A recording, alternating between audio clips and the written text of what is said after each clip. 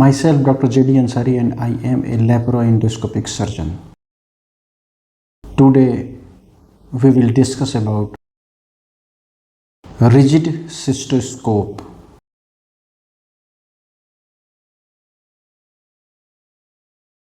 Rigid cystoscope या flexible cystoscope का इस्तेमाल हम सिस्टोस्कोपी के लिए करते हैं। सिस्टोस्कोपी में हम मेनली यूरेथ्रा और ब्लैडर के ल्यूमेन को देखते हैं और उसके अंदर जो भी बीमारी होती है उसकी डायग्नोसिस करते हैं। फीमेल की जो यूरेथ्रा होती है उसकी लेंथ 3 to 4 सेंटीमीटर होती है, जबकि जो मेल यूरेथ्रा होती है वो कंपैरेटिवली बिगर इन साइज होती है। मेल यूरेथ्रा 16 सेंटीमीटर से 22 सेंटीमीटर लंबी हो सकती है depending upon the length of penis.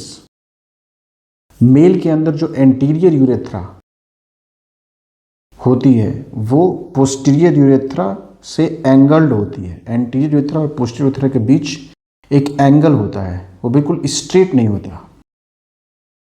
Female के अंदर ऐसी कोई बात नहीं। फीमेल की यूरेथ्रा जो होती है वो लगभग स्ट्रेट होती है, उसमें किसी भी तरह का एंगुलेशन नहीं पाया जाता।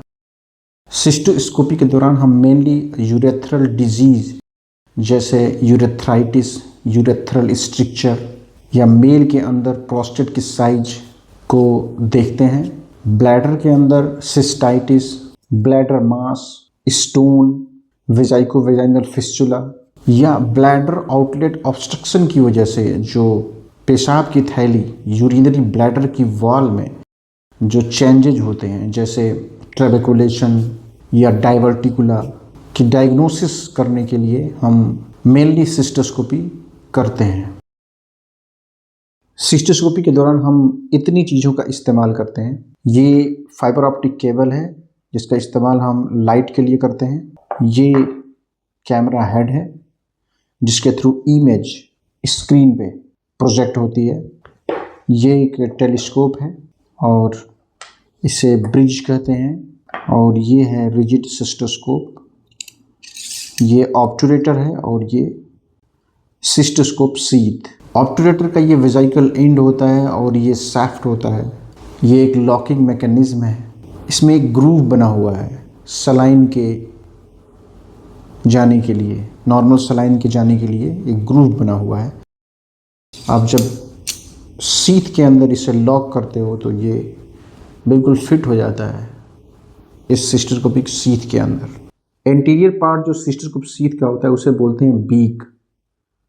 और ये जो मार्जिन है ये शार्प नहीं होता है, ब्लंट है, स्मूथ है।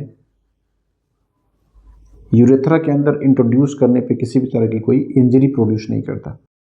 इस बीक की लंबाई जो है इसमें 2.5 सेंटीमीटर है। बहुत से सीट ऐसे होते हैं जिनमें बीक की लंबाई छोटी होती है। फीमेल की सिस्टोस्कोपी के दौरान हमें बीक छोटा चाहिए होता है, क्योंकि जो बड़ा बीक होता है उससे सलाइन बाहर लीक करता रहता है और यूरेथ्रा को हम प्रॉपर तरीके से एग्जामिन नहीं कर पाते हैं। इसलिए जब कभी भी फीमेल के अंदर सिस्टोस्कोपी करनी होती है तो उसमें बीक छोटी होनी चाहिए। और ये शाफ्ट है, ये बिल्कुल राउंड नहीं होता, ओवल होता है। इस शाफ्ट पे 1-1 सेंटीमीटर पे ये मार्किंग्स बनी हुई है।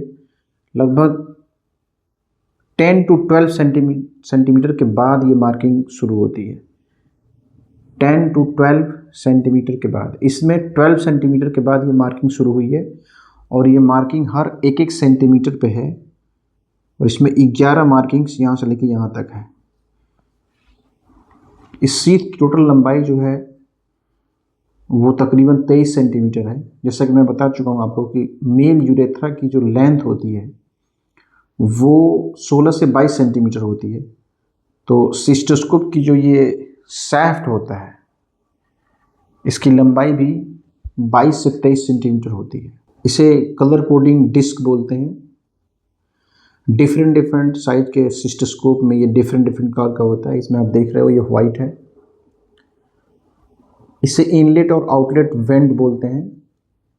इसमें से कोई सा भी इनलेट हो सकता है, ये चाहिए। ये डिपेंड करता है कि हम सलाइन के लिए जो ट्यूब है वो किस में कनेक्ट कर रहे हैं। सिस्टोस्कोपी के दौरान हम इसमें सलाइन यहाँ से पुश करते हैं ताकि यूरेथ्रा और ब्लैडर डिस्टेंड हो सके। ये इनलेट और आउटलेट वेंट में एक स्टॉप कॉक लगा होता है इसके ल्यूमेन को कंट्रोल करने के लिए। दोनों में है स्टॉप कॉक लगा हुआ है, आप अगर देखें तो स्टॉप कॉक। ये पीछे का जो एरिया होता है इस पे आप अगर देखेंगे तो यहाँ पे लिखा हुआ है 25, एक सर्किल के अंदर लिखा है 25। इसका मतलब है कि ये जो शाफ्ट है इसका जो डायमीटर है 25 फ्रेंच है। अगर ये शाफ्ट का डायमीटर 17 फ्रेंच होगा तो यहाँ 17 लिखा होगा, 24 फ्रेंच होगा तो 24 लिखा होगा, 22 फ्रेंच होगा तो यहाँ 22 लिखा होगा। इसके नीचे और 2 डिजिट लिखा हुआ है सर्किल के अंदर 88। इसका मतलब है कि हम इस सिस्टोस्कोप की ल्यूमेन से 8 फ्रेंच के 2 यूरेट्रिक स्टेंट एक साथ पास कर सकते हैं। और इसके नीचे एक डिजिट और लिखी हुई है सर्कल में 10। इसका मतलब है कि इसके ल्यूमेन से 10 फ्रेंच का हम सिर्फ एक यूरेट्रिक स्टेंट पास कर सकते हैं। इसके पीछे एक ये लॉक करने के लिए खांचा बना हुआ है, आप अगर ध्यान दे तो। ये जो स्ट्रक्चर है इसे बोलते हैं ब्रिज। इस ब्रिज को आप देख सकते हैं, इसमें ये एक लॉकिंग सिस्टम है। मेनली इसका इस्तेमाल हम करते हैं शीट को ब्रिज से जोड़ने के लिए। तो ये जो ब्रिज है इसमें ये एक लॉकिंग सिस्टम है। इसके पीछे अगर आप देखेंगे तो ये एक चैनल है जिसे बोलते हैं टेलीस्कोप चैनल। टेलीस्कोप चैनल, इसमें भी एक लॉकिंग और अनलॉकिंग सिस्टम है। टेलीस्कोप चैनल के थ्रू हम क्या करते हैं, टेलीस्कोप को अटैच करते हैं इसके अंदर। आप इसमें टेलीस्कोप ऐसे डालेंगे और फिर इसको लॉक कर सकते हैं, तो टेलीस्कोप क्या होगा, गिरेगा नहीं। इस टेलीस्कोप के साथ आप इसमें इसको लॉक करते हो जब आपको सिस्टोस्कोपी करनी होती है। Now this is the structure. तो ये ब्रिज के अंदर आप देखें, ये लॉकिंग सिस्टम शीट से अटैचमेंट के लिए, और ये एक लॉकिंग सिस्टम है टेलीस्कोप से अटैचमेंट के लिए। इसके नीचे 2 और चैनल हैं जिसे वर्किंग चैनल बोलते हैं। ये एक भी हो सकता है। इस वर्किंग चैनल में भी स्टॉप कॉक लगा होता है इसके ल्यूमेन को कंट्रोल करने के लिए, और इसके पीछे रबर शॉट लगे होते हैं। ये रबर शॉट वाटर के लीकेज को रोकने के लिए होते हैं। इस वर्किंग चैनल के थ्रू आप कोई भी स्ट्रक्चर पास कर सकते हो। सपोज करो कि स्टेंट के दौरान आप जब स्टेंटिंग करने जा रहे हो तो स्टेंट और ये यूरेट्रिक स्टेंट पास कर सकते हैं। अगर आपको स्टेंट निकालना हो तो इसी के थ्रू हम क्या करते हैं, फोर्स से पास करते हैं और फिर पकड़ के उसे विथड्रॉ कर लेते हैं। ये जो लास्ट इंस्ट्रूमेंट है इसे बोलते हैं टेलीस्कोप। यहाँ पे इसका ऑब्जेक्टिव लेंस है, ये इसका शाफ्ट है, ये इसका लाइट पिलर, यहाँ पे आईपीस लेंस है, और ये ऑकुलर फनल। यहाँ पे कैमरे का हेड अटैच होता है। और ये जो आपका लाइट पिलर है, जब हम यहाँ ये ऑप्टिकल फाइबर अटैच करते हैं तो क्या होता है, इससे इसी के थ्रू लाइट ब्लैडर और यूरेथ्रा को इल्यूमिनेट करती है।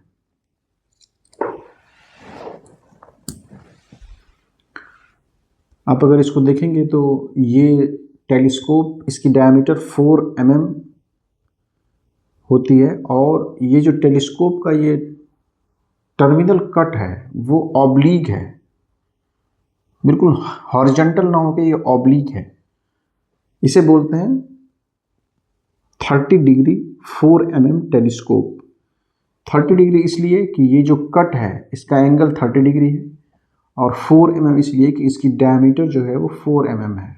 मोस्ट कॉमनली जो टेलीस्कोप हम यूरोलॉजिकल प्रोसीजर में इस्तेमाल करते हैं, सिस्टोस्कोपी, ट्यूआरपी, ट्यूआरबीटी, उसमें ये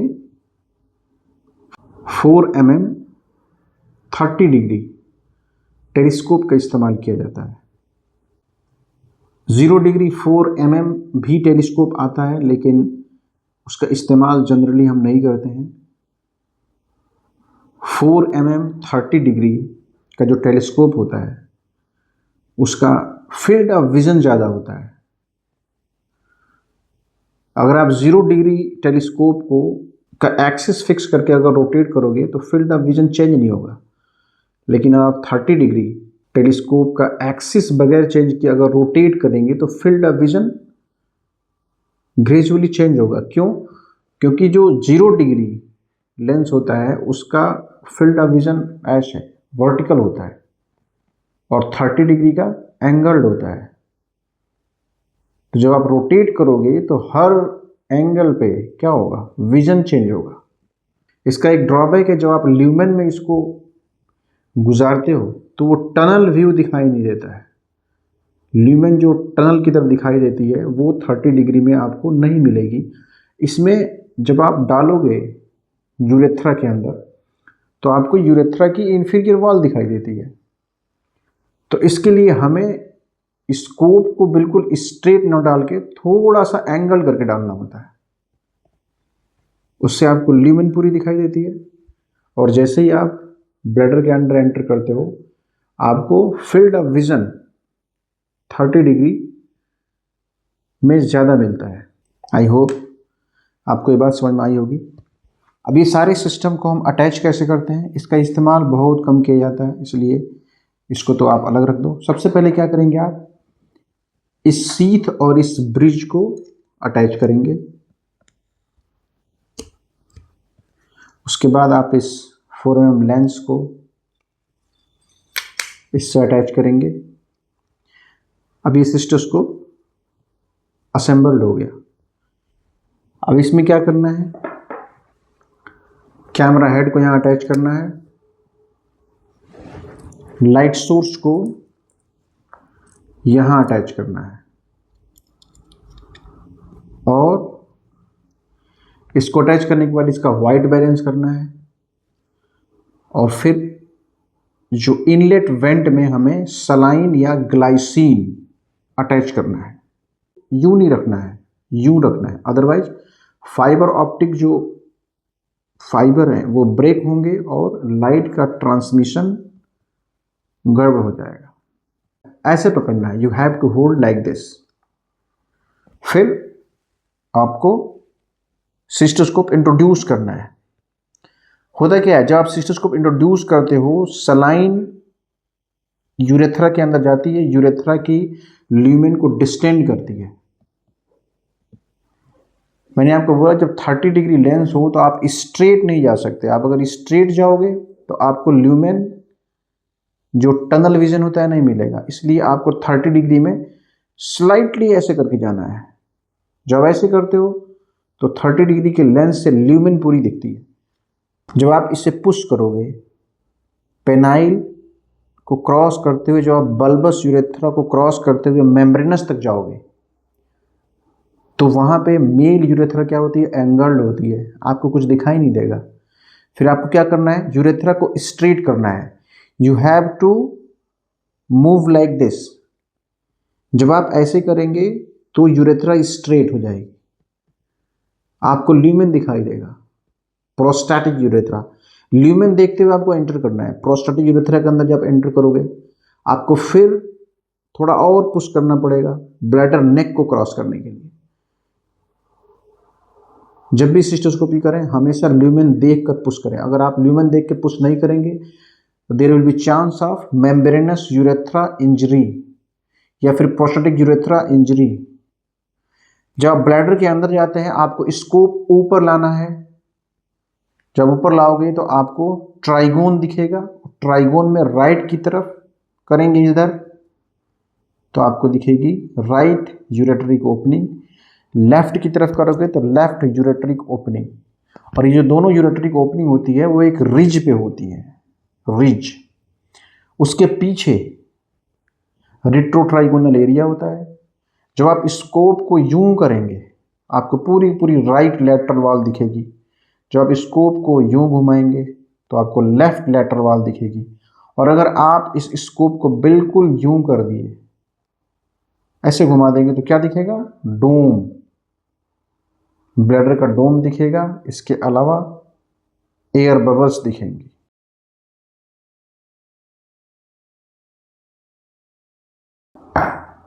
आई होप आपको रिजिड सिस्टोस्कोप और सिस्टोस्कोपी समझ में आई होगी। Our centre is fully dedicated for laparoendoscopic surgery and training. If you are interested, you can contact us. Thank you for watching.